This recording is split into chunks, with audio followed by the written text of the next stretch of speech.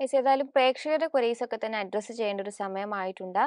അതിൽ ആദ്യത്തെ ഒരു പ്രേക്ഷകൻ ഷൈൻ ഫിലിപ്പ് എന്ന് പറഞ്ഞൊരു പ്രേക്ഷകൻ ചോദിച്ചിരിക്കുന്നത് ജംന ഓട്ടോയിലുള്ള സാറിൻ്റെ ഒരു വ്യൂ ആണ്. കഴിഞ്ഞ ദിവസം നോക്കുമ്പോൾ 5% ഇടിവ് ഈ ഒരു ഓഹരി രേഖപ്പെടുത്തിയിരുന്നു. 116 രൂപ 15 പൈസ എന്ന റേഞ്ചിലായിരുന്നു വ്യാപാരം അവസാനിപ്പിച്ചത്. is a small cap stock.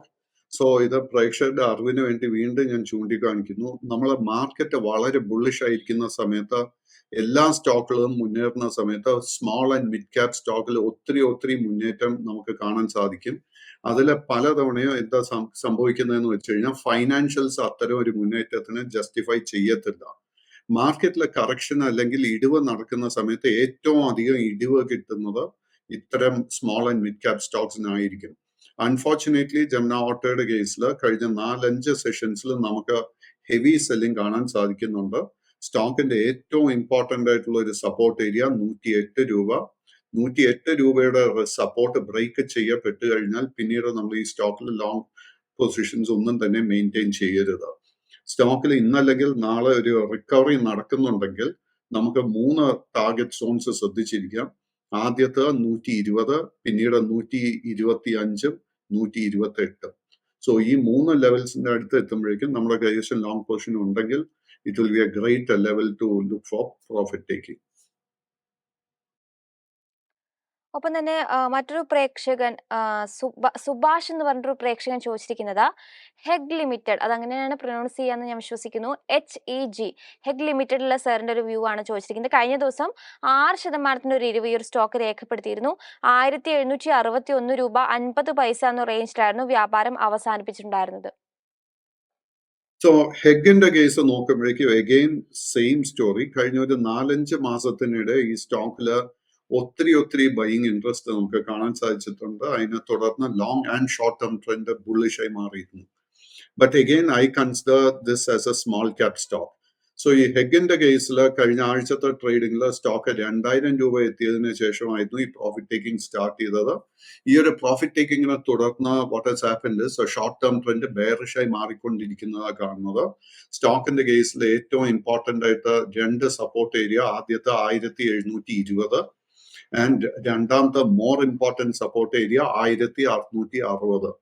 1660 രൂപയുടെ സപ്പോർട്ട് ബ്രേക്ക് ചെയ്യപ്പെട്ടാൽ പിന്നെ ഈ സ്റ്റോക്കിലെ ലോങ് പൊസിഷൻ ഒന്നും തന്നെ മെയിൻറ്റെയിൻ ചെയ്യരുത്. പുതിയ ലോങ് പൊസിഷൻസ് ഈ ഹൈ ലെവൽസിൽ അഡ്വൈസും ചെയ്യുന്നില്ല. ഒപ്പം സെബിൻ എന്ന് പറഞ്ഞൊരു പ്രേക്ഷകൻ ചോദിച്ചിരിക്കുന്നത് കല്യാൺ ജ്വല്ലേഴ്സിലുള്ള സാറിന്റെ ഒരു വ്യൂ ആണ്. കല്യാൺ ജ്വല്ലേഴ്സിലുള്ള സാറിന്റെ ഒരു വ്യൂ. കഴിഞ്ഞ ഓൾമോസ്റ്റ് 5-8 മാസങ്ങളിൽ നമുക്ക് ഒത്തിരി നേട്ടം നൽകിയ ഒരു സ്റ്റോക്കാണ്.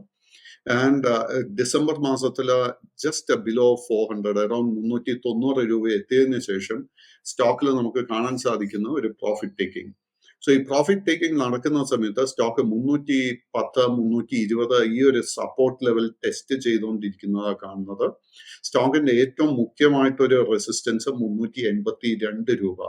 382 രൂപയുടെ റെസിസ്റ്റൻസ് ബ്രേക്ക് ചെയ്യാൻ സാധിച്ച സ്റ്റോക്കിൽ നമുക്കൊരു പുതിയൊരു ഓൾ ടൈം ഹൈ പ്രതീക്ഷിക്കാം. എഗെയിൻ എനിക്ക് ഈ അറ്റ് ദിസ് മൊമെന്റ് ഈ സ്റ്റോക്കിൽ എനിക്ക് ലോ റിസ്ക് ഒരു ബൈയിങ് അവസരം കാണാൻ സാധിക്കുന്നില്ല. ഒപ്പം സന്തോഷ് എന്ന് പറഞ്ഞൊരു പ്രേക്ഷകൻ ചോദിച്ചിരിക്കുന്നത് കിർലോസ്കർ ബ്രദേഴ്സ് ലിമിറ്റഡിലെ സാറിന്റെ വ്യൂ ആണ്. കഴിഞ്ഞ ദിവസം 10% ഇടിവാണ് ഈ ഒരു സ്റ്റോക്ക് രേഖപ്പെടുത്തിയത്. 895 രൂപ എന്നുള്ള റേഞ്ചിലാണ് വ്യാപാരം അവസാനിപ്പിച്ചത്. ബ്രദേഴ്സിന്റെ കേസ് എടുക്കുമ്പോഴേക്കും കഴിഞ്ഞ ഓഗസ്റ്റ് മാസത്തിലും അതിനുശേഷം ഒക്ടോബർ മാസത്തിലും അതിനുശേഷം ഡിസംബർ മാസത്തിലും ഒക്കെ ഒരേ ലെവൽ 1020 മുതൽ 1040 രൂപ ആ ഒരു റേഞ്ച് എത്തുമ്പോഴേക്കും കനത്ത പ്രോഫിറ്റ് ടേക്കിംഗ് നമുക്ക് കാണാൻ സാധിക്കുന്നുണ്ട്. ഇന്നലത്തെ ആ ഒരു വീക്ക് ക്ലോസിനെ തുടർന്ന് സ്റ്റോക്കിന്റെ ഒരു ഷോർട്ട് ടേം ട്രെൻഡ് ഒരുപക്ഷെ ബെയറിഷായി മാറാൻ ചാൻസസ് കാണുന്നുണ്ട്. 880 റുപ്പീസ് ആയിരിക്കാം നമ്മുടെ മേജർ സപ്പോർട്ട് ഏരിയ. ആ ഒരു സപ്പോർട്ട് ബ്രേക്ക് ചെയ്യപ്പെട്ടാൽ പിന്നീട് കാണുന്ന മേജർ സപ്പോർട്ട് 810. ആ ഒരു സപ്പോർട്ടും കൂടെ ബ്രേക്ക് ചെയ്ത് കഴിഞ്ഞാൽ ഈ സ്റ്റോക്കിൽ നമ്മൾ ലോങ് പൊസിഷൻ മെയിൻറ്റെയിൻ ചെയ്യുന്നത് റിസ്കി ആയിരിക്കും.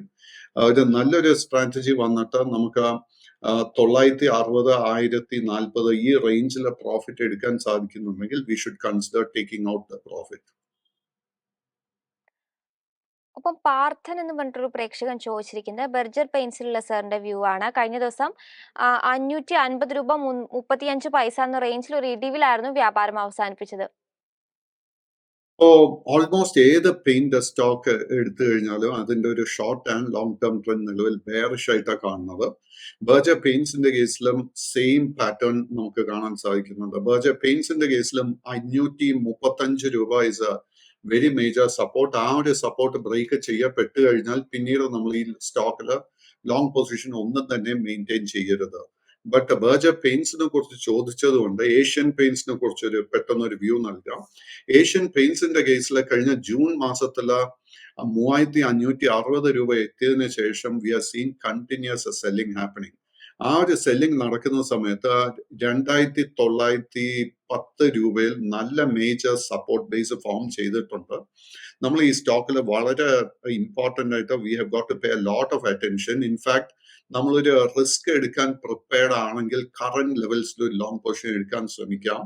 ബട്ട് അങ്ങനെ ഒരു ലോങ് പൊസിഷൻ എടുക്കുന്നുണ്ടെങ്കിൽ 2910 രൂപ നമ്മൾ സപ്പോർട്ടായിട്ട് വാച്ച് ചെയ്യണം. ആ ഒരു സപ്പോർട്ട് ബ്രേക്ക് ചെയ്യപ്പെട്ടാൽ പിന്നീട് ലോങ് പൊസിഷൻസ് ഒന്നും തന്നെ മെയിൻറ്റെയിൻ ചെയ്യരുത്. അങ്ങനെ നമ്മൾ ഒരു ലോങ് പൊസിഷൻ എടുക്കാൻ ആഗ്രഹിക്കുന്നുണ്ടെങ്കിൽ നമ്മൾ ആദ്യത്തെ ഒരു മേജർ റെസിസ്റ്റൻസ് ശ്രദ്ധിച്ചിരിക്കേണ്ടത് 3200 രൂപയും അതിനെ തുടർന്ന് 3280 രൂപയും. ഒപ്പം എബിൻ എന്ന് പറഞ്ഞ പ്രേക്ഷകൻ ചോദിച്ചിരിക്കുന്നത് റെയിൽവേ സ്റ്റോക്സിലുള്ള സാറിന്റെ വ്യൂ ആണ്. പ്രത്യേകിച്ചും എടുത്തു പറഞ്ഞിരിക്കുന്നത് IRFC, RVNL പോലുള്ള റെയിൽ സ്റ്റോക്സിലുള്ള സാറിന്റെ വ്യൂ.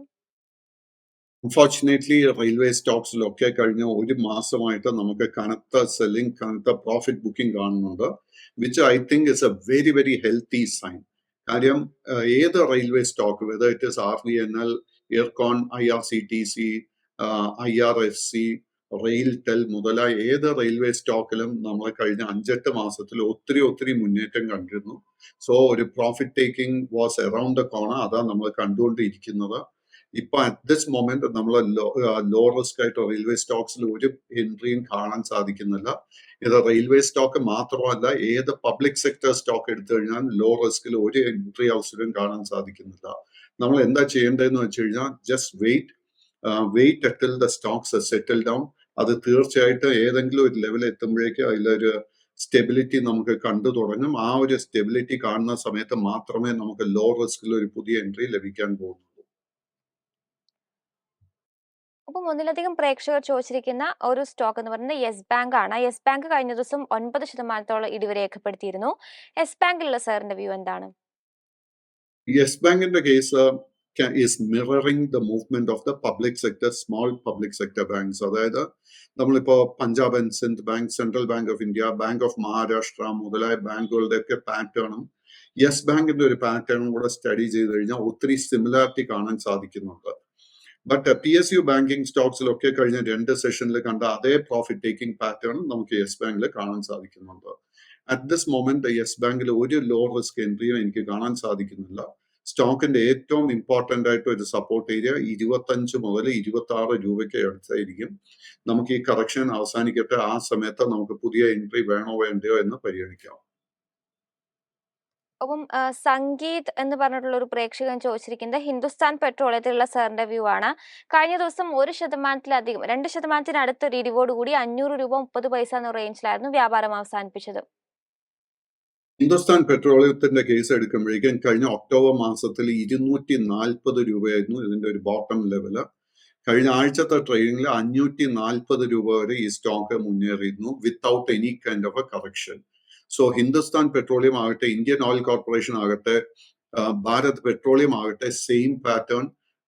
ഈ സ്റ്റോക്ക് ഒക്കെ തന്നെ അല്പം ഓവർ ഹീറ്റഡ് ആയിട്ട് എനിക്ക് കാണുന്നത്. നമ്മുടെ കൈവശം ലോങ് പൊസിഷൻ ഉണ്ടെങ്കിൽ നമ്മൾ പ്രോഫിറ്റ് ടേക്കിങ്ങിന് വേണ്ടി പ്രിപ്പയർഡ് ആയിരിക്കണം. ഈ ഹൈ ലെവൽസിൽ പുതിയ ലോങ് പൊസിഷൻ എടുക്കുന്നത് വളരെ റിസ്കി ആയിരിക്കും.